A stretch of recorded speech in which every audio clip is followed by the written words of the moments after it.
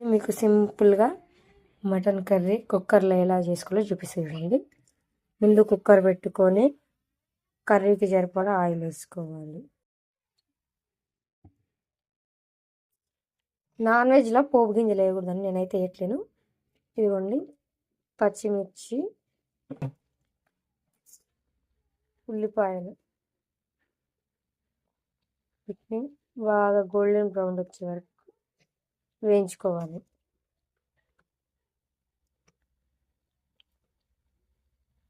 చూడండి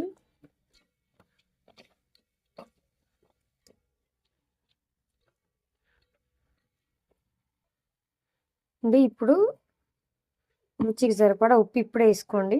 కావాలంటే మళ్ళీ తర్వాత చూసుకొని వేసుకోవచ్చు ఉప్పు. దాంతోపాటు పసుపు. అట్లయితే ఉల్లిగడ్డ తొందరగా మగ్గిపోతుందండి.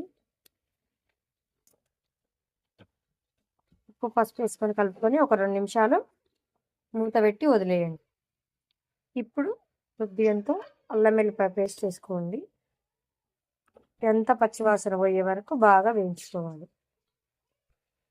ఇదిగోండి ఇప్పుడు మటన్ వేసుకొని బాగా కలుపుకోవాలి. చూడండి మూత పెట్టుకొని ఒక 5 మినిట్స్ ఉంచుకోండి. ఇప్పుడు మనం మసాలా ప్రిపేర్ చేద్దాం. ఇదిగోండి ఇప్పుడు చూసిరా మటన్లో నీళ్ళు వస్తున్నాయి. ఇంకొక 5 నిమిషాలు బాగా మగ్గించుకోవాలండి. ఆ తర్వాత కారం కూడా వేసుకుందాం. ఇదిగోండి ఇప్పుడు మసాలా చూపిస్తా. ఇగో వేయించిన జీలకర్ర, ఒక స్టార్ పువ్వు, అనాస పువ్వు, మిరియాలు, లవంగాలు, వీటన్నిటిని మెత్తగా పొడి చేసుకోవాలి. 2 ఇలాచి, వీటన్నిటిని మెత్తగా పొడి చేసుకోవాలి. ఇప్పుడు వాటర్ అంతా బాగా వచ్చినాయి కదా. ఇప్పుడు మీ టేస్ట్కి తగ్గట్టు కారం వేసుకోండి. నేనైతే కొంచెం వేస్తున్నా, మా కారం ఎక్కువ ఉంది. దాంతోపాటు మనం ఇంతసేపు ప్రిపేర్ చేసుకున్న గరం మసాలా, వీటన్నిటిని బాగా మిక్స్ చేసుకోవాలి. కారం అంతా ఉడికినాక చూడండి ఆయిల్ ఎలా పైకి తింటుందో. ఇప్పుడు మనం ఎసరు వేసుకోవాలి. ముక్కలు ఉడికేటట్టు చూసుకొని వేసుకోండి. ఇదిగోండి మనకి ఎంత కావాలో అంత వేసుకోవాలి.